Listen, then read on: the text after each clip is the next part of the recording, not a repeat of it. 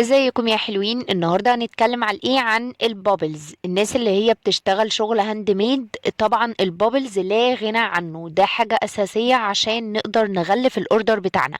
طيب كمية البابلز دي انا جايباها من المتر. انا جايباها منين؟ جايباها من اسكندرية، من كمال سعد. كمال سعد بيبيع المتر ب3.5. تمام. والرول كامل بقى حوالي 100 متر بيبيعوا ب250 جنيه.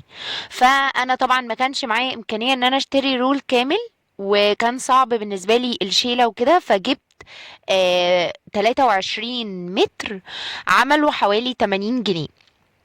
طبعا هما اللي بيقصوا كده، وانا بعديها بقى لما روحت البيت بدأت ان انا اقصه بالكميات اللي انا عايزاها.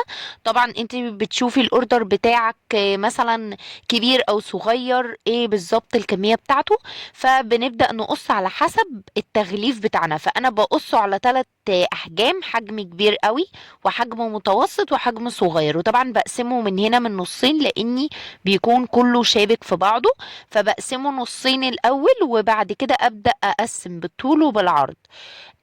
طيب احنا نقدر نشتري رول كامل؟ نقدر نشتري رول كامل عادي من كمال سعد.